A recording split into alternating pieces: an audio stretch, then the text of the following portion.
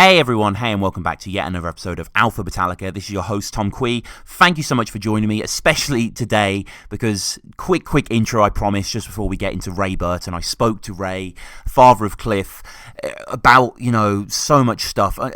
Incredible interview. What a beautiful man this guy is. What, an incredible human being to share an hour or so of conversation with us. I was genuinely honoured. It was really humbled, and I just can't wait for you guys to get into this. Just before we do, however, this is Alphabetallica. In case it's your first time listening, we are mostly an A to Z exploration podcast. We are taking one of the greatest bands in the world, in my opinion, Metallica, putting their oeuvre in alphabetical order and going episode by episode, week by week. We're very early in our journey on that. Please subscribe. Check us out there on iTunes as well, all podcast formats. We're currently at letter B. Shout out to my guy Dave. We're on Bad Seed at the moment. We've got Battery coming up, Blackened, Better Than You. We're doing that kind of chronological trawl. But alongside that, I'm also doing interviews with people who are in some way, renowned for their fandom of Metallica, maybe journalists, writers, those sort of people. So recently I had Paul Brannigan on. He's the co-author of Birth School Metallica Death, an incredible 2-volume history of Metallica. That was a fantastic interview. He was also editor of Kerrang for many years. Also spoke to James Rolfe, also known as the Angry Video Game Nerd. Shout out to James, 2 million plus YouTube icon, forefather of cultural criticism, SNES, angry man. He's fantastic, and it was great to have him on as well. But when I did those interviews, I got to say, I got a little bolshy, I got a little cocky. I thought, I could get people who are, really involved in Metallica to a certain extent, or, really know sort of stuff. And reached out to quite a few people, got quite a few responses back. So we got some great interviews coming up as well. But, today is all about Ray. And just a quick bit of history just before we get into the interview then. I messaged Ray on Facebook, and he got back to me quite shortly, and he was very kind and very open, and he just basically said, for me to send an email to this address to sort of, coordinate the actual logistics of the thing. But pretty instantly he replied, so that was, I couldn't believe it. I was very dumbfounded there, and I sent an email across to the email he gave me, and it was his stepdaughter Casey there, who I want to give a huge thank you. She has been so brilliant in this whole process. She was the one who has kind of arranged it to do over Skype and all that sort of stuff, the times we were going to work for, and just kind of been there, any questions that I've had, and really invaluable. So I want to say thanks again to Casey. And we soon enough arranged a time. We arranged it for basically, it was midday his time, 8 p.m. my time. It was on Californian time there, and we recorded it on a Wednesday night. Unfortunately, it was just for half an hour or so because the whole internet kind of locally blacked out for them for some reason. It was kind of some power outage or something like that. So unfortunately, it got truncated there. But we did reconvene a few days later on the Monday. I'm only sort of letting you know this just for, archival sake there. But I edited both of these together. So it's about 30 minutes into the interview we sort of go across, but you wouldn't really know. We reconvened on the Monday. So altogether, it's about an hour or so. We dig into tons and tons of stuff about Ray and his personal histories as well, with Jan, of course. And then, Cliff features heavily. We speak a lot about the band. Don't really want to give anything away. It's kind of what you would expect. And more so, I would say, I really lived up to what I wanted, but content-wise, and yet again, I just want to say thank you so much to Ray and Casey. This was a rare joy for a minor podcast like mine. Just for me in general, as a person, to speak to Ray. So happy that we've captured it here and you guys can enjoy it as well. So, just before I go, this is Alphabetallica. Follow us on Twitter, MetallicaPod. Get in touch with us as well, metallicapod@gmail.com. Let me know what you think of the episode. If you want to come on the show, the A to Z thing that I do, I always have guests of just, fans on. So check those out as well. I had loads and loads of great guys in there. But, shout out to Ray and Casey, yet again, this was fantastic, and I hope you guys enjoy. Very, excited, honoured to welcome Ray Burton. Ray, how's it going? Oh, okay. Nice, beautiful day here in old Southern California. Great to hear from you. Truly an honour to have you on. And I mean, we just had 4th of July. How was that for you? Oh yeah, it was always fun because where we live, we can look out over the Los Angeles basin, and the people down there, backyards or maybe businesses in small shopping malls, they started having fireworks around 8 or 8:30 at night on the 4th, and it sounds like a war zone down there, and you can see all kinds of small fireworks, and then the big ones they have along the coast up in Manhattan Beach and Redondo Beach, and so we can see it, but it's really looking out over the Los Angeles basin. It's amazing the amount of fireworks they have, and it goes on till 12 o'clock at night. It's amazing. And so I want to talk about a lot of things. Okay. There's obviously a lot to get into and stuff. But I want to start with yourself, Ray. I just read this just like one line in a book about Metallica, and I didn't know what you had to add. You were a highway engineer from Tennessee originally. Yes, I was born in Murfreesboro, right near about 32 miles south east of Nashville. And obviously, you come to Castro Valley, the family. Like, how did the move begin? Well, I was raised in San Bernardino. I lived there for 28 years. My twin brother and I we were born in, as I say, Murfreesboro, and at 13 months we came to California and settled in San Bernardino, and I lived there for 28 years, and then I transferred to San Francisco, and then I met Cliff's mother in a what I call a boarding house in San Francisco, and so we were married in September of 1955, and so about a year or so later, we moved to Castro Valley, or I should say Hayward, which is right next door to Castro Valley in the East Bay of San Francisco. And so we started raising a family in Hayward, and then I can't remember exactly what year it was. I think around 1960, maybe 61. We moved to Castro Valley, and Cliff was born in 1962 in Castro Valley. And I lived there for another 30 some odd years. And then I retired and moved up to Grass Valley in the Sierra Nevada foothills. Lived there until Jan died. That's Cliff's mother. Yeah. And that was in 1993.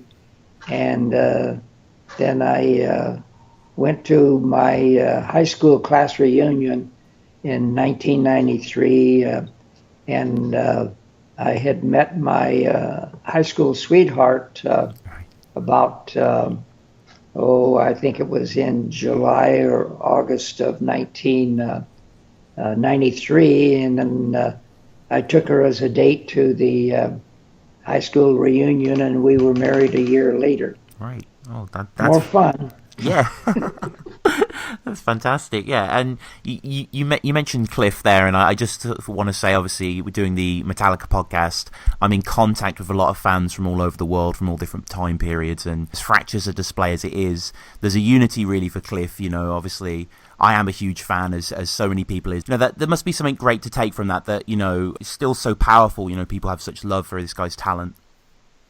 Well, that's one of the amazing things, Tom, is that after all of these years, that he is so remembered and so loved and admired, and kids. When I'm at a Metallica venue of some concert of some type, they come up to me and thank me profusely about having Cliff as a son, and how he was an inspiration to them to pick up the bass and accept and enjoy music. But he was such a inspiration to them, and it just amazes me. Of course, it makes me feel very, very good that he was that talented to have the following that he has.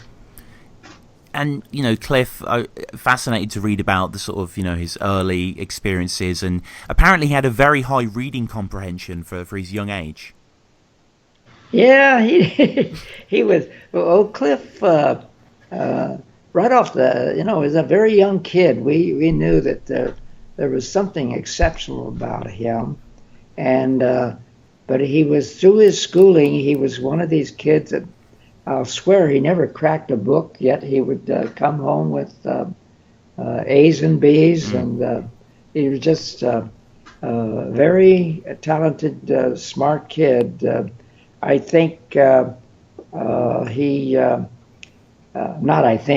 know that his IQ was in the neighborhood of 140 to 150, something like that. Wow. So Cliff was no dummy by a long shot. He was a pretty doggone smart kid. Yeah, definitely. And I've opened up to a lot of people who've asked a lot of questions because obviously, a lot of Metallica fans are excited to have you on and, obviously to just celebrate Cliff. And Daza asked, did Cliff read any books? Do you remember what sort of authors he enjoyed, what books? Well, no, I just didn't pay, really, Tom, I didn't pay that much attention to the books that he read. But one thing that I did know and was kind of concerned about until I found out where it was.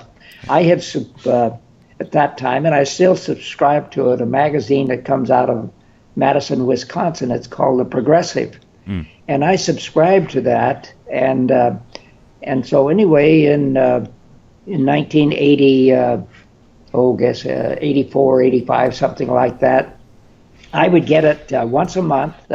On a certain date, and I'd look forward to the magazine because it was a very left-leaning publication. And so this one month I asked Jan, I said, hey, have you seen my Progressive magazine this month? I said, I can't find it.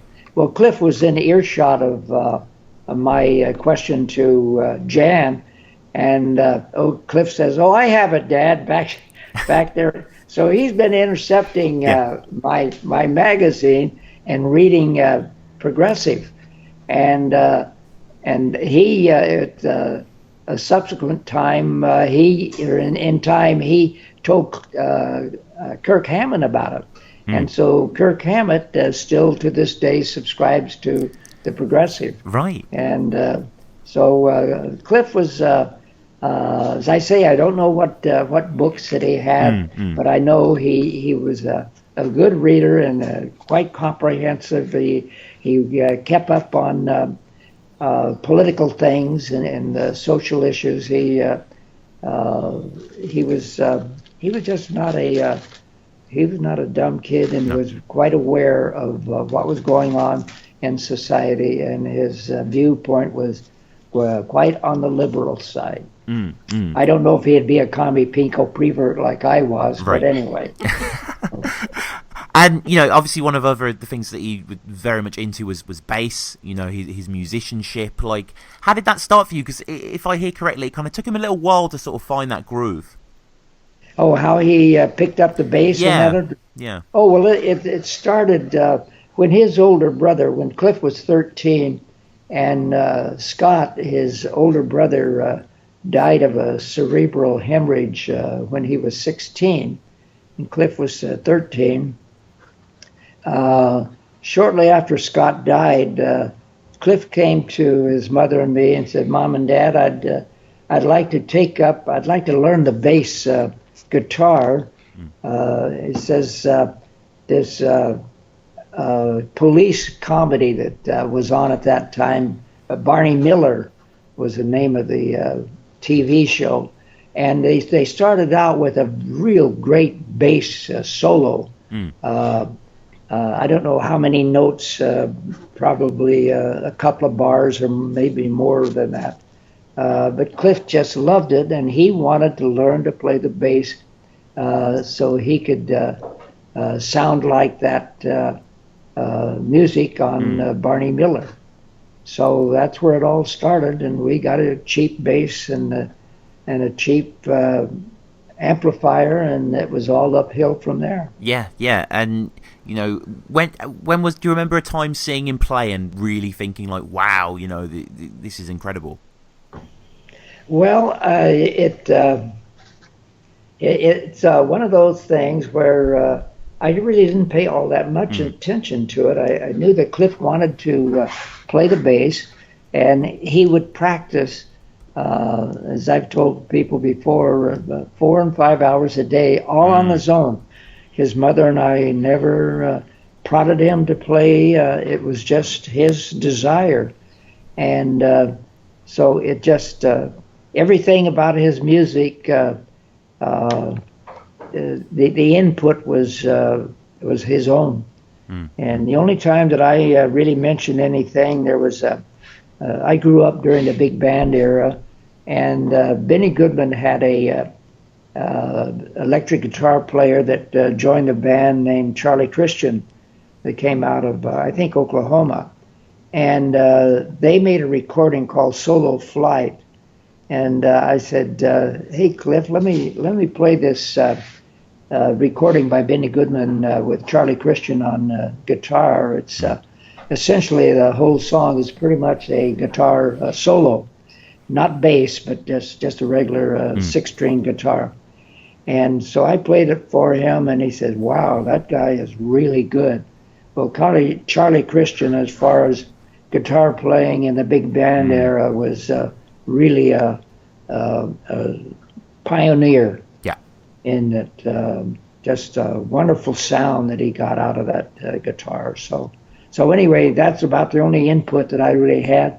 I don't know if Cliff really developed any of his bass playing from that big band type of guitar playing, but anyway, he certainly admired that, and so that was my little 2 cents worth. Mm-hmm. And Axel Haley, kind of in the same vein.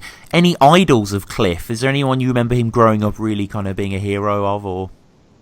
Oh, he liked Black Sabbath, and he of course would like in junior high school, he made two different belts, leather. That was, I can't remember what class it was that he had in junior high, but two of them with Black Sabbath written across the what do you call it? Across the belt, and he liked particularly liked Thin Lizzy as far as records go, and then also he Jan and I gave him guitar lessons, three different instructors, and one of them, the first one, Cliff, lasted only about 3 months with him, and he came to us and said, Mom and Dad, you don't waste your money anymore. I'm going to quit this guy. He's not teaching me anything. Well, the same thing with the second one, but the third kid out of Castro Valley, and his name was Steve. God, I can never remember. Is it Steve Doherty? Doherty, is it? Is that, yeah, right, Yeah, Steve Doherty. So. Yeah. Right. And he taught him about Bach, classical music, and Cliff just absolutely ate that up. He just thought that God was, rather that Johann Sebastian Bach was God. Right. He just thought he was wonderful, and but that kind of Baroque music was really probably a predecessor, or whatever you want to call it, to heavy metal. It's kind of wild, but at the same time very controlled. So, if that's a proper explanation of it.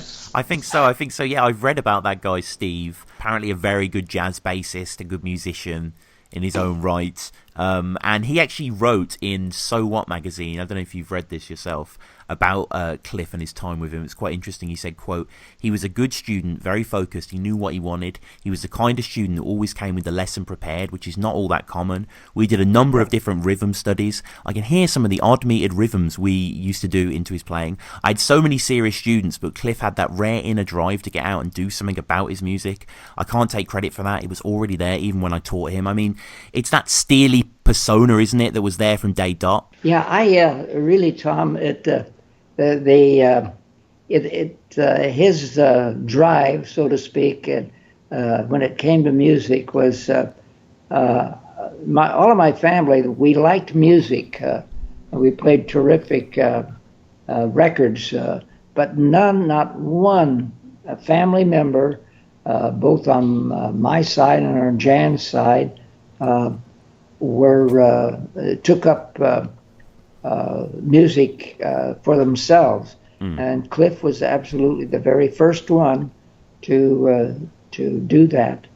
And but he, as I said before, he knew what he wanted to do, and by gosh, he set about doing it. It was he was just amazing in that respect. I've told people about coming home from work during the kind of winter time. The sun had gone down when I would get home, and the apartment that we were living in, Cliff had his bedroom, and he had a shade that was not much of a shade, and it would show his shadow the way the lights were in his bedroom. And I would turn the corner and go into the parking area of our apartment, and I would look at the window, and here's old Cliff banging his head away, practicing on the guitar. And this was, 6 o'clock at night, something like that. So it was, and again, it was just all his own. He just wanted to learn something, and boy, he did. Just amazing kid, and he was a great sense of humor. And the guys that the humor that he liked the most was Monty Python and the Flying Circus, and those what as John Cleese called it, the silly. Oh, we were just silly. Right.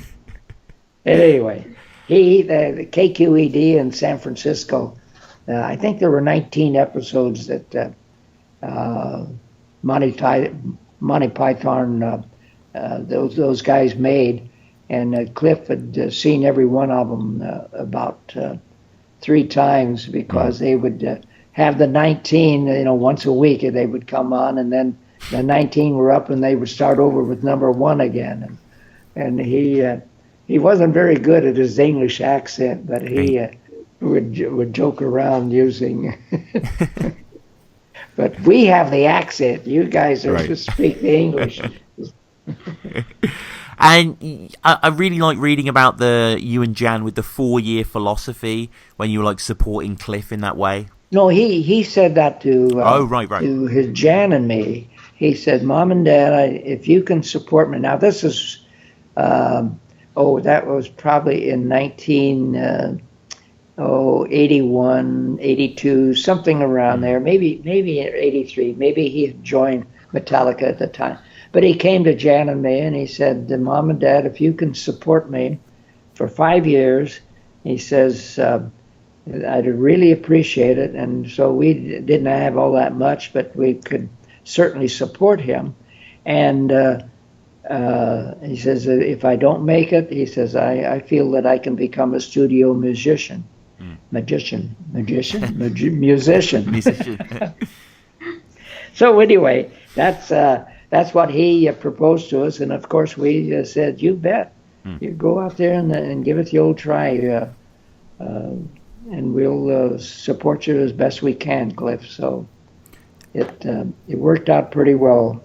It just a shame that it was cut so short. But I quite often, Tom, I think of what it'd be like if Cliff were alive today, and I can just picture him still playing the kind of music he liked. Only I think he was at times. One time I mentioned to him about playing the stand-up bass, the regular big jobby, and I said, "Yeah, I've thought about that. That sometime I'll take it up." So that showed to me that he was could think about spreading out in his ability to play music. What were your first impressions when he joined Metallica? Do you have any early memories? Oh, well, probably just before he had. I didn't know this. I knew he went to L.A. for a gig, and I didn't know where it was. I found out shortly afterward. But it was he had gone down to band that he was live with, Trauma was their name, and they went down to Whiskey A Go Go in Hollywood, and James and Lars just happened to be looking for a bass player, and they went up there to see if what they could find, and they saw Cliff banging his head away with his band, and so they, after the show was over with, they struck up a conversation, and Cliff, of course, liked the Bay Area, and they were Lars and James, of course, were from L.A., and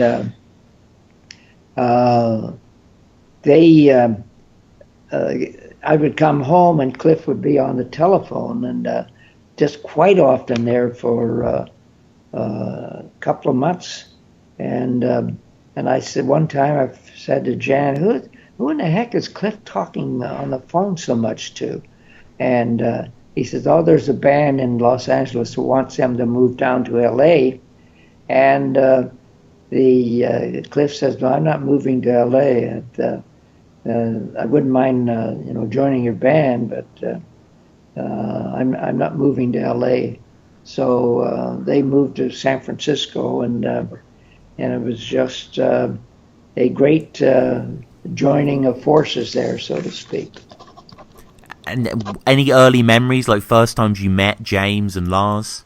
He didn't talk to me about them. I just because I was so often at work, and Jan was the one that really had the long conversations with Cliff, because he had gotten out of school, and he was really wanting to make his profession as a musician. And so Jan was the one that was able to have longer conversations. And first time I saw James and Lars and Dave Mustaine, right, of course, at the Stone there in San Francisco, and that was Jan and I went up to see old Cliff perform, and along with this new band, and they did very, very well for themselves. They all had a mop of hair that wouldn't quit, right?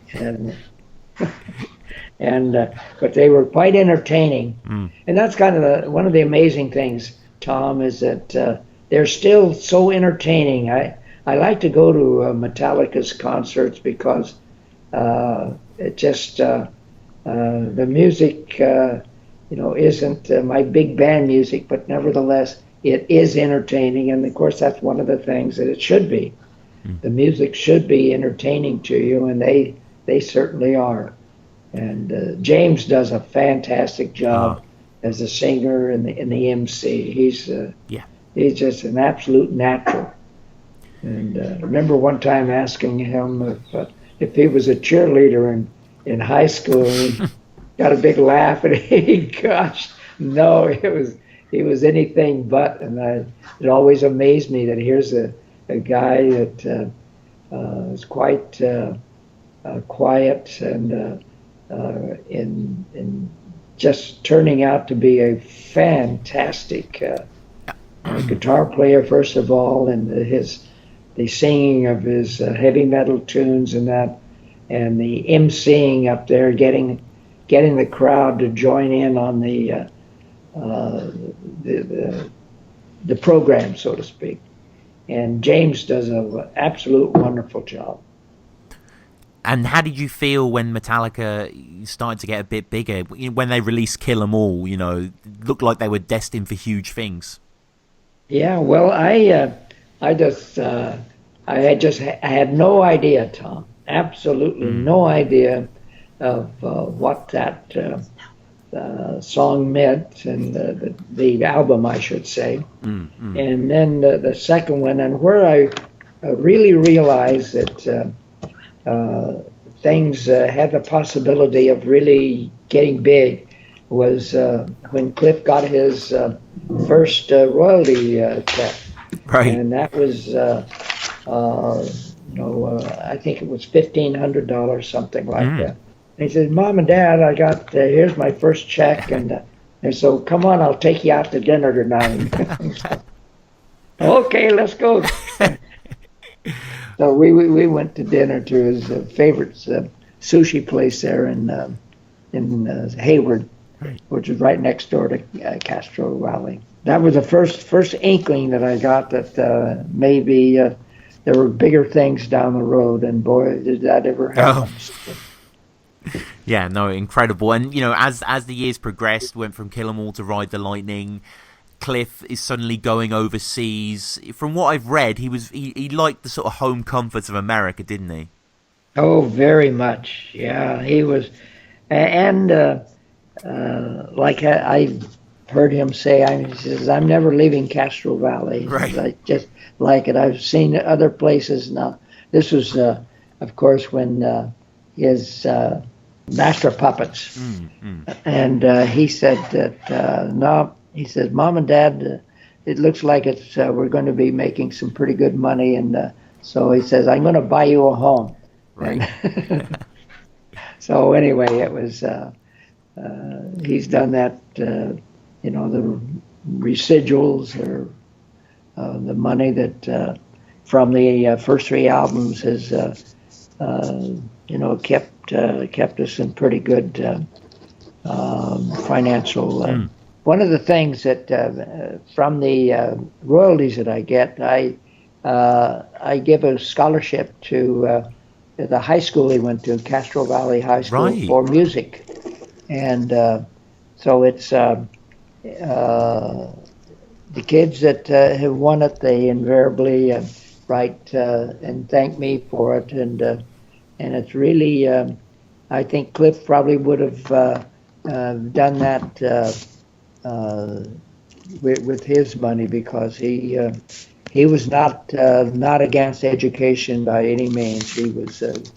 He liked it very much. So one of the questions we were just touching on, when Cliff, the early days of the band, they're moving to San Francisco, did you notice as the band got more popular, was Cliff still the same? Did he change in any way? Oh, yeah, no, Cliff just didn't change at all. He was, he just, I guess the right word is, he was quite a humble person, and he just didn't like the strutting types that so much of the rock and roll musicians get to be when they get popular. He just liked to do his wild playing of heavy metal music, and he never changed. He would see high school friends on the street or in a restaurant, and he'd get up out of his chair and go over and greet them. He just never changed at all in that respect. He was always very, for a better word, I guess he was always appreciative of friends. And, so no, he didn't change at all. And, did he, I remember reading in one of the books that he would regularly ring home on the tours. He was always in touch. Yeah, his mother, he would quite often call and chat with Jan. And a couple of times I talked to him, but she was the one that would talk the most to him. And of course they got along just beautifully. That was a nice thing to have her support, and he was quite appreciative of that. And did you ever go to did you go to a lot of the big shows when they were playing, like the big stadiums? And yeah, we went to a few. Most of they didn't play all that often around the Bay Area. The big one that we went was the one. There was the on the green there at the Oakland Coliseum. Day on the Green, classic. Yeah, right. And that was quite an event. Things that went on there, I'd never been to a concert where, I don't know, I guess there must have been about 50 or 60,000 people there, something like that. And it was a warm August day, and like one of the things that surprised me was why he was on stage. The other three guys and musicians in other bands were out there in the sun when they were on the stage, and it was hot, and they all had T-shirts. Most of them had the sleeves cut off, but here was Cliff up there on the stage with that Levi jacket. Yeah.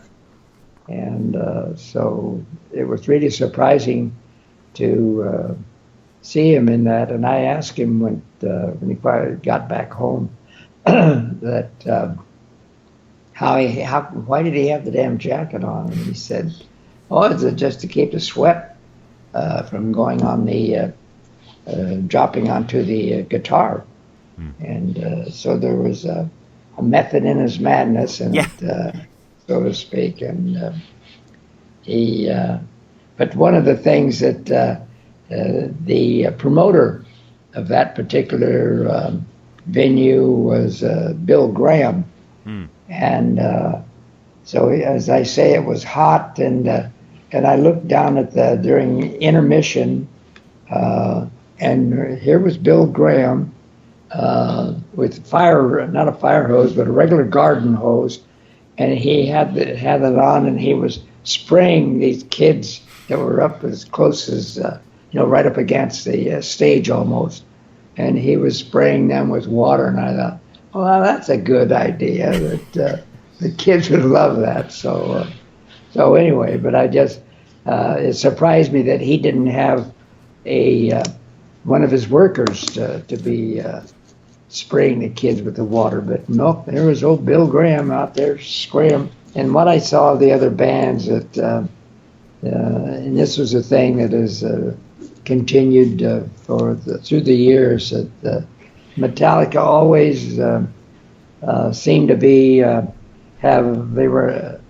notch above the other bands. That always seemed to me, and of course a little bit of bias there on my part, but it was they did a good job, performed quite well, and so it was a very nice day. Of course, Jan was just absolutely in seventh heaven that her son was up there on stage performing in front of all of those thousands of people.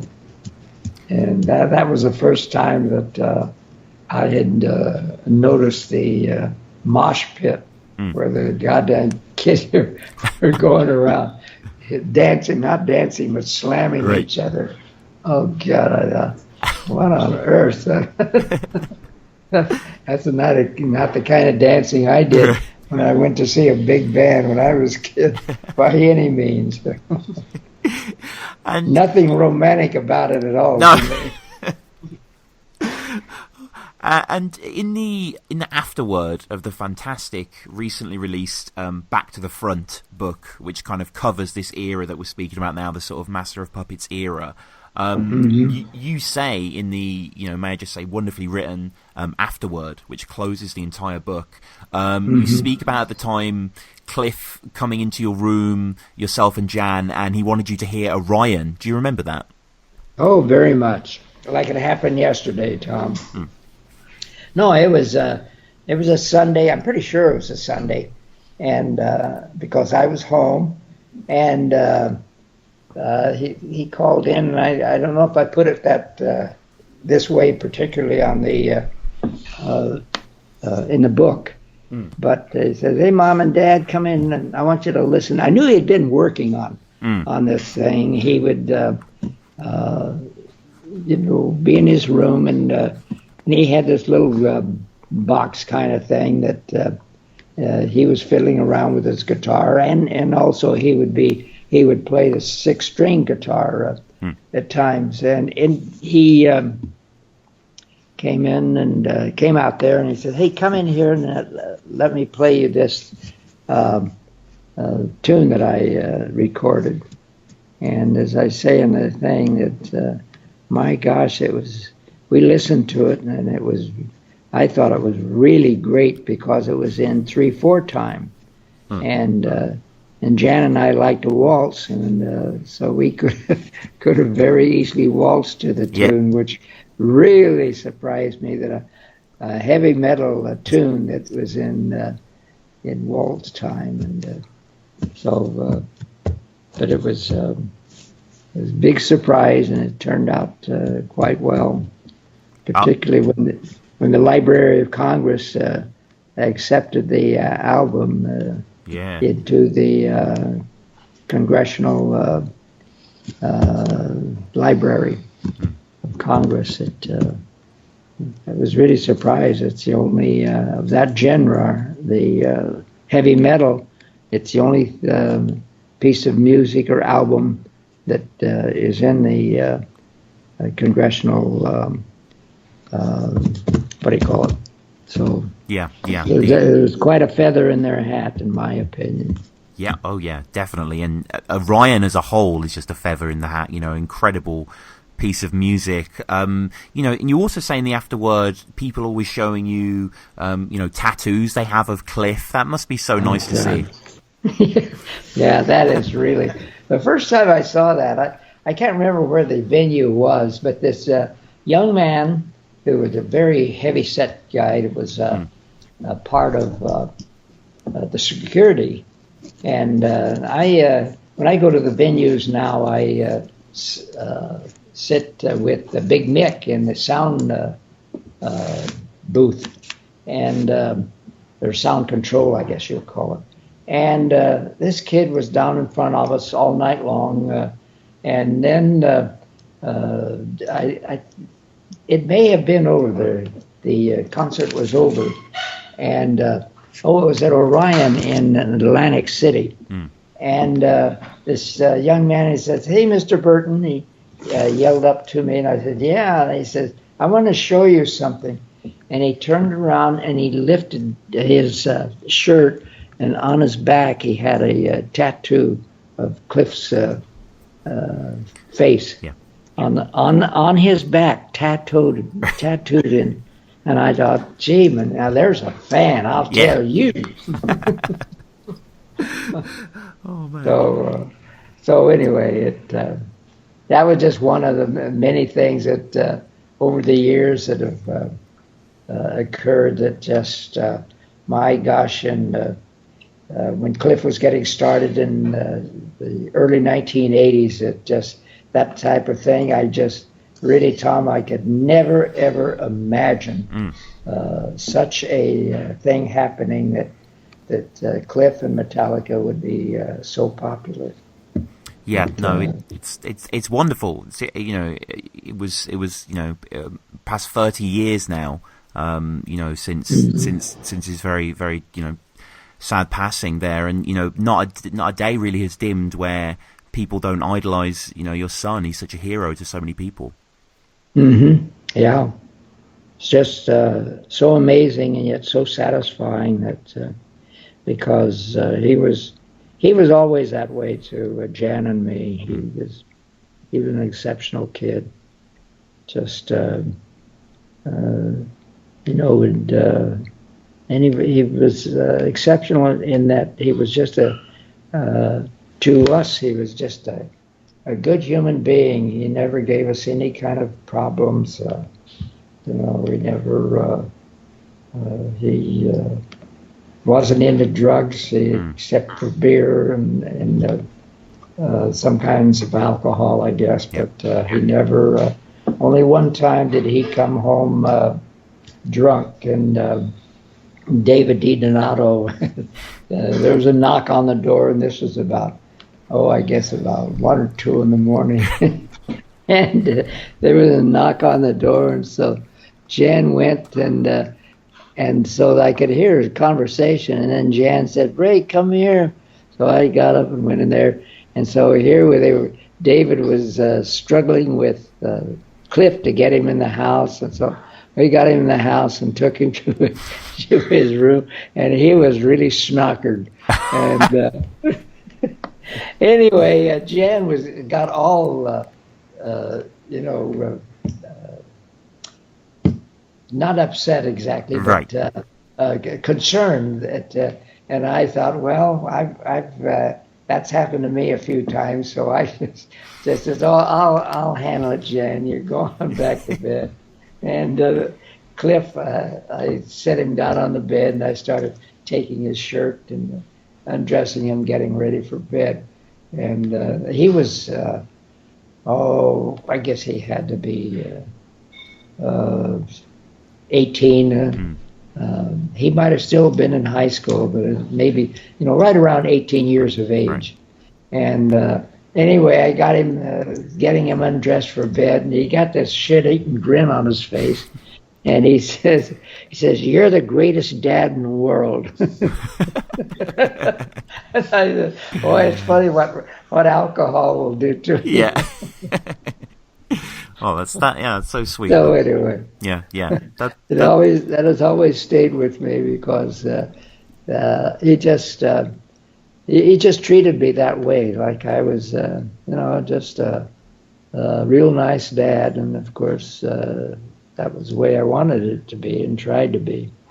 But when you have a son or child that is so positive in the relationship with his mother and dad, you just can't complain at all about it. And that was the case with Jan and me. And we mentioned the book before, the Back to the Front book. Like, it must be a joy to go through the book and see all these different pictures. Oh golly, it just and the narrative.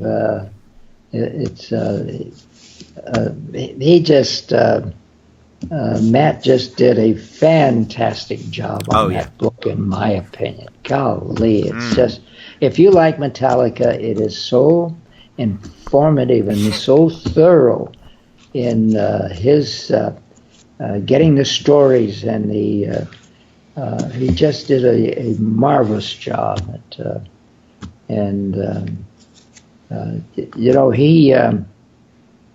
he made this. He published or wrote this book about Jaws, the picture Jaws. Yeah. And he was saying that Steven Spielberg, he read the book on Jaws, and when it was finished, and he says, Matt, you know more about the picture and all of the things about that movie than I do. He said, and here I was the director. He says, but you have really done quite an exceptional job, extraordinary job in this book. And that's, I think, is the same way with the one with Metallica. It's just extraordinary book. Yeah. And what do you call it? Writer. So. It's absolutely incredible, and I want to talk now about, over the years, obviously, perhaps because of what happened, perhaps before, your relationship with Metallica has always been very strong. To the point you do the afterword in this book, and you're at a lot of the concerts and stuff. I mean, it's so great that you guys are still so close. Oh yeah, it's just it's so frustrating, Tom, to. I just don't see them and talk to them as much as I would like to. But circumstances just kind of, not allow that to happen. And but I just when we can get together, and it's so brief and so, as I said, frustrating that it couldn't be longer. Because they just give all the appearances of for a better word, loving me, and it's the feeling is mutual. I just think they are great. They are fun, and and their trials and tribulations that they've had during their time they've had the band right from the very beginning. It's just an amazing story, and that's one of the things about the book was so good. And Rob, who lives where he lives over on the other side of Santa Monica Bay, over in Malibu. And we live on the south side of the Santa Monica Bay, but I can't see his house from here. I can see the Getty Museum across the bay, but his house is not as big as the Getty Museum. So, but he comes over for lunch occasionally, and it's really nice. And I still talk and see Mike Burton. In fact, there was and Jim Martin that both of them came out of the Faith No More band, and in fact there was I can't remember what we were watching a couple of weeks ago, and I was pointing out to somebody that this is a picture of the first venue that Jan and I went to, where they played at the Stone there in San Francisco. And over Cliff's shoulder, there's this, they have the speakers, and then on top of the speaker is the, what do you call it? It's a little thing they use, amplifier, not an amplifier. No, I guess it is. But anyway, here's his face leaning against over the top of the speaker and the amp, and it's Mike Burton. And he and I didn't. Now this was years ago when I first noticed this. One time we were seeing the same picture, and Mike says, "Oh yeah, that was me. I was at that concert." And so anyway, Cliff's relationship with Mike Burton was absolutely phenomenal. They were best friends in starting junior high school, and that's it. And anyway, old Big Mick, he's just absolutely treats me like a king for crying out loud. He and his assistant James. James, if I'm going to be at a concert, by gosh, his chair, he puts my name on the back of it, and I have to sit in his chair, and I feel that's not right. You're the guy that's doing the work, for God's sake. So anyway, but they just treat me fantastic, and the times that I've had things.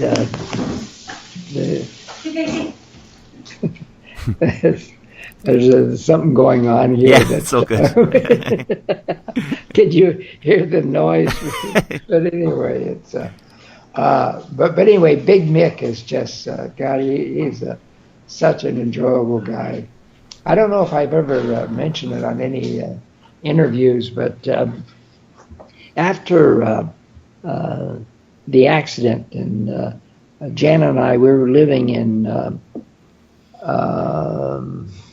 what in the heck? It's over in the East Bay, a little town.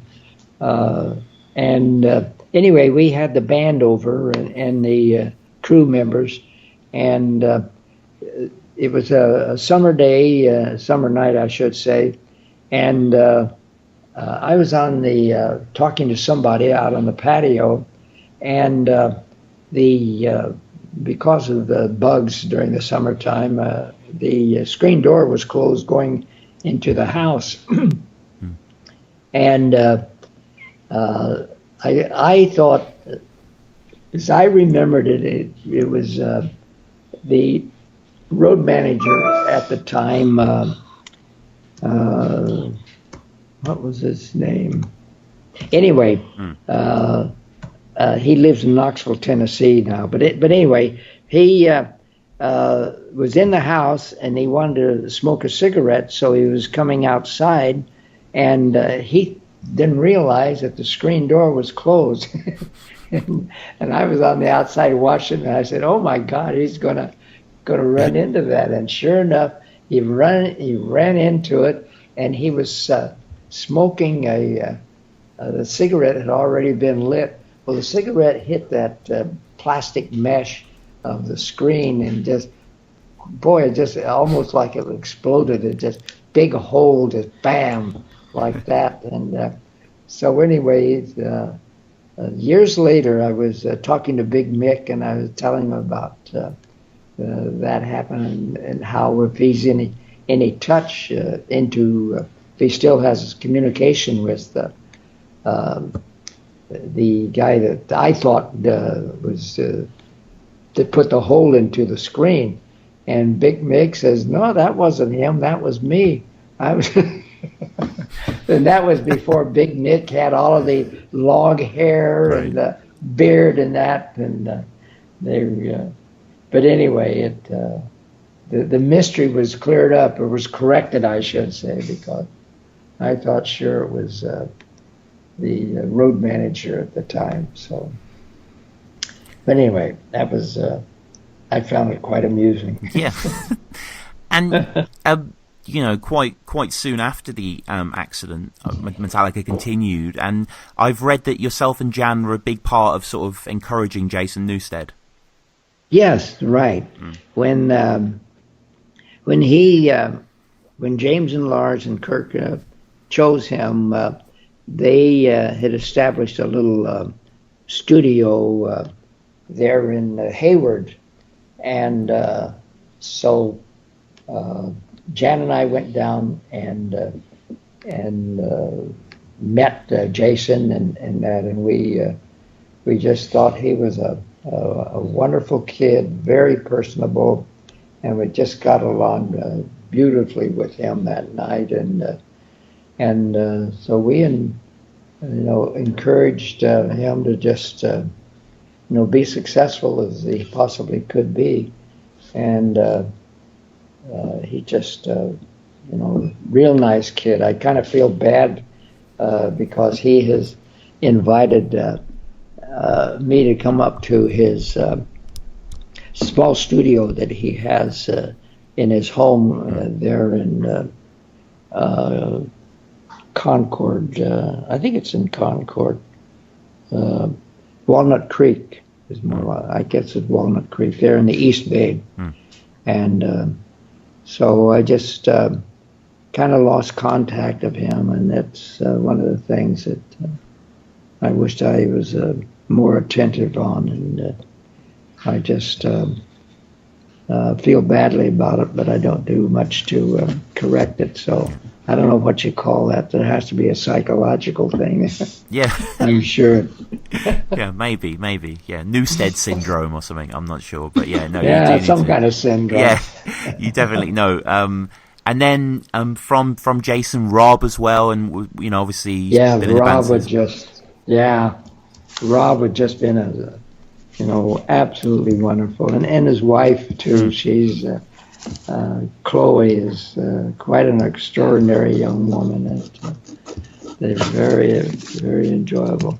And little Ty, I don't know if you knew that he is taking up the guitar, and as a 12-year-old, he's doing quite well. Yes. And Ty, I get the biggest kick out of him. If I see him at a venue, he just is so glad to see me, and he gets a big grin on his face. It's just great to see him. Yeah. And so he's a great kid, and his dad is just strikes me as such an extraordinary dad, and just wants to help his son as much as he possibly can. So, and we got one of Cliff's aria guitar.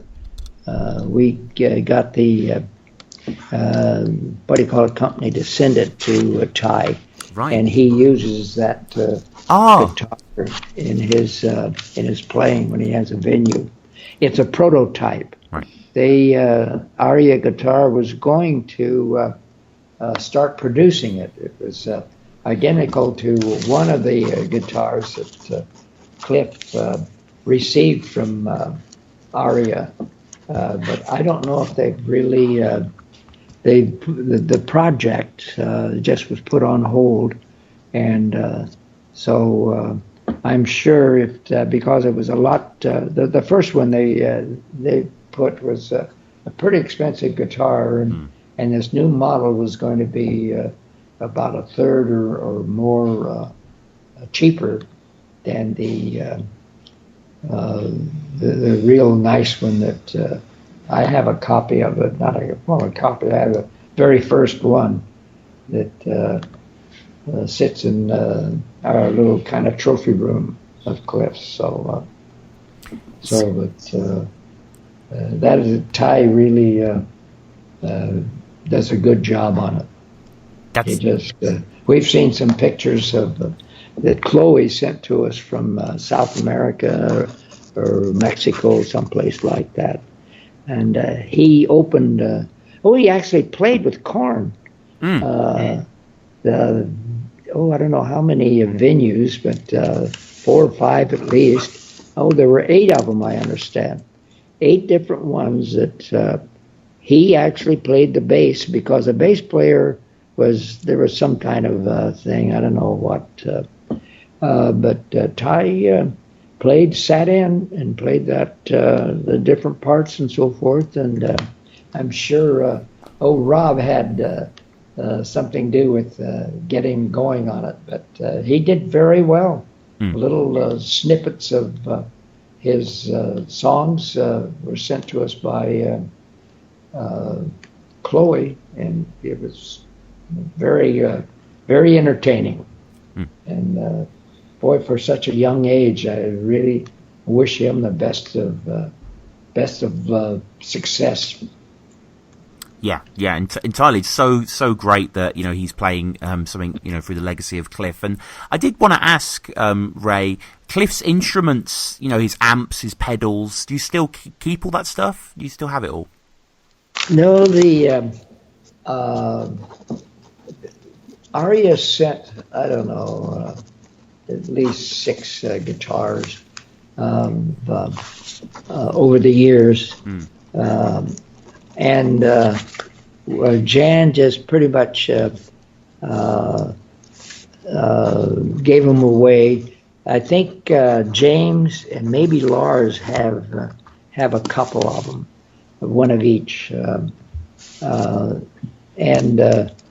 But the only original guitar that we held on to was the Rickenbacker that Cliff played before he got the Aria guitar, and that is in. I gave it to Cliff's cousin, who lives down in Dana Point, and he in turn. The Rock and Roll Hall of Fame in Cleveland, Ohio, has that original guitar in their displays. So it was Cliff really liked that guitar the most, I think, but it was just not a strong enough guitar for him to take on tours.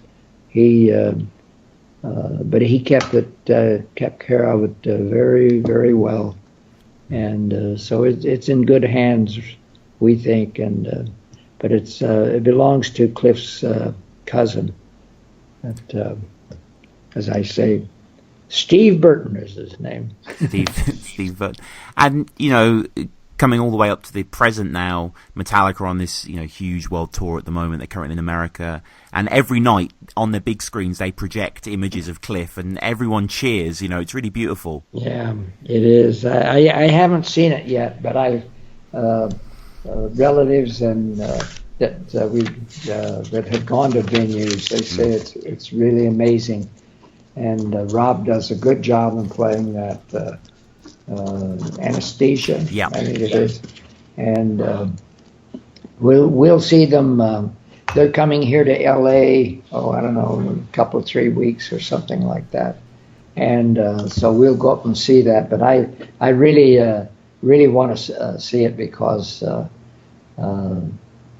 can just it's just something to look forward to very much. And but there again is this after all of these years that they James, Lars, and Kirk and Rob think so much of Cliff to have him as part of their show, and I think it's it makes me feel very, very good and very proud of Cliff.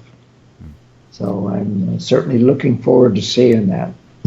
Yeah. But, yeah, no, it is just so great, as I say, the continuing support there. And don't want to take up too much of your time, Ray. So just a few more questions. I've always wondered, do you have a do you have a favorite Metallica song? Orion. Oh yeah, good choice. Very much. Yeah. But they're like at Cliff one time. I can't remember exactly what the occasion was, but I was apologizing for not seeing one of their venues or something like that. And Cliff said to me, "That's all right, Dad. I know the kind of music you like." And so, but they the thing that I like so much about them is, to me, they're so entertaining. They do such a just plain entertainment. The music is kind of loud and noisy and so forth, and a lot of times I can't understand the words that James is. But the kids that know the words, it's which amazes me. They go right along singing along with him. But it's just the very simple entertainment that they put out, and that's I think is one of the successful things in music and many other things in life. It's the old expression that simplicity is perfection, and I think Metallica's music is that kind of that motto, or whatever you want to call it, falls into that category. They are very simple, and it's just perfection, and so that's why I like to go to concerts. But also I like to go to so I could hopefully can sit down and chat with them a little bit. Because as I say, they're all of them are great to talk to, and so it's. I'm looking forward to. I think we're going to see 3 concerts in about a week and a half's time. Right. Coming up in as I say, 2 or 3 weeks, and so I just keep my fingers crossed that I can have some time with them, and so we'll just see, because they're so different than the old days that where they would go to afterward. They would go in and chat with the kids that had seen the show and so forth, and so it's always something I hope for, and sometimes it pans out, and that is fantastic. And Ray, what sort of music do you listen to now? What do you enjoy to listen to? Oh, there's Pandora, not Pan, Pandora. What is the thing? Sirius XM. Yeah. And they do a pretty good job on playing big band music. But I also listen to KUSC, University of Southern California, station that it's a classical station, and they play some fantastic classical music, and but I like such a huge variety, Tom. I like banjo music. I like what do you call it?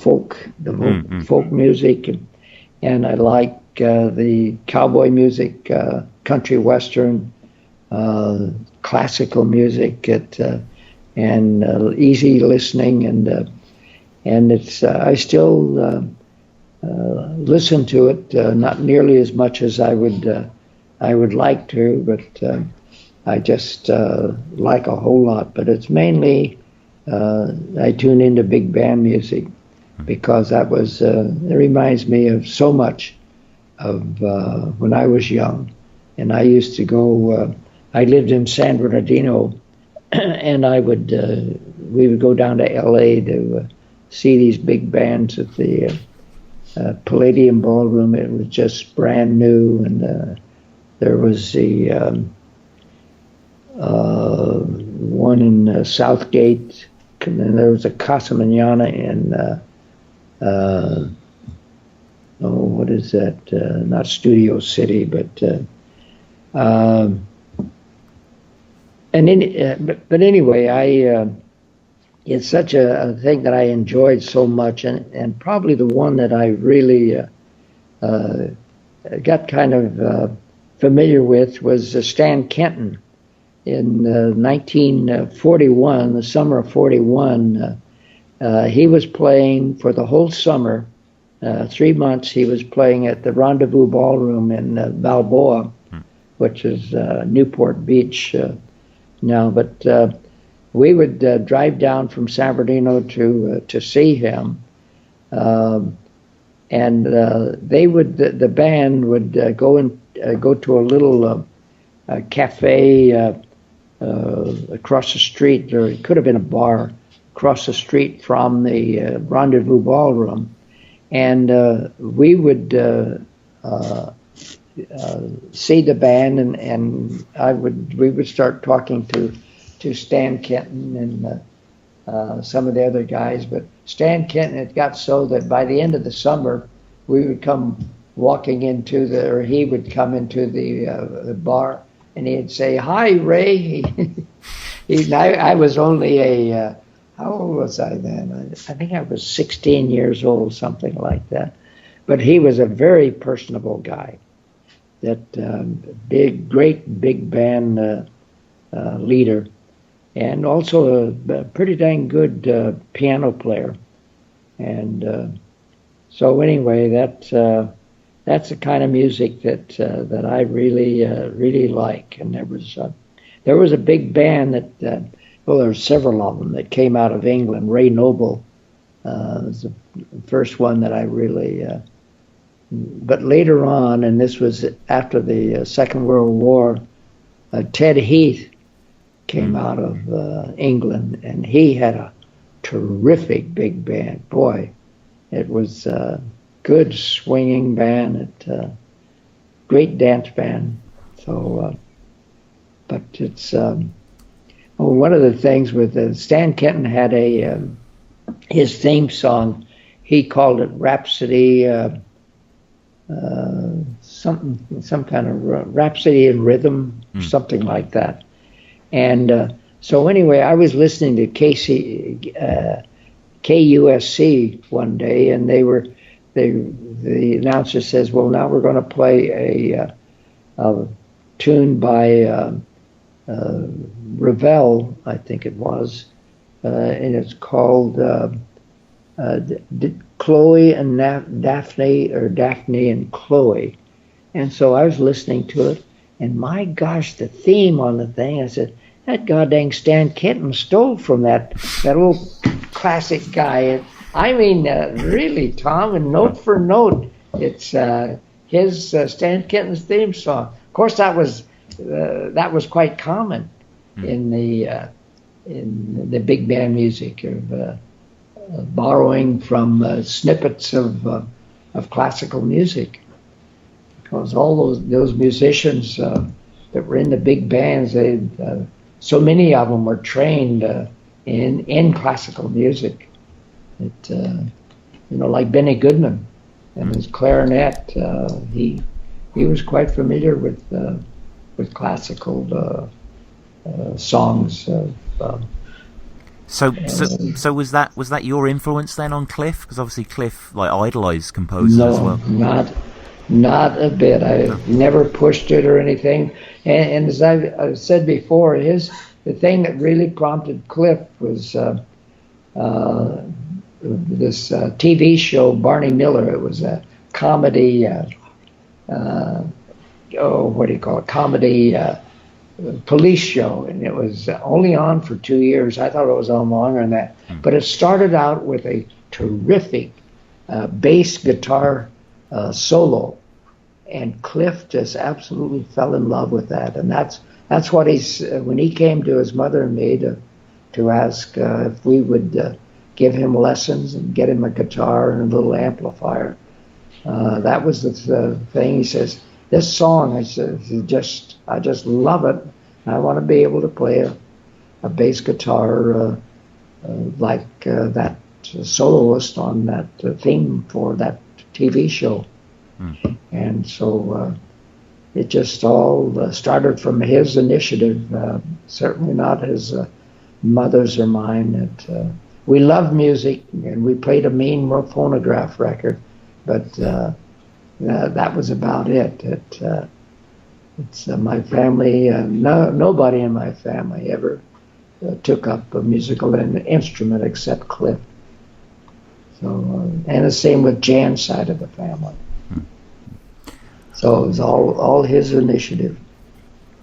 Well, Ray, this has been absolutely honor, a genuine honor, sir, to have you on, the privilege to speak about Cliff. I just want to say thank you again. Thank you so much. Oh, you're welcome, and it's been my pleasure.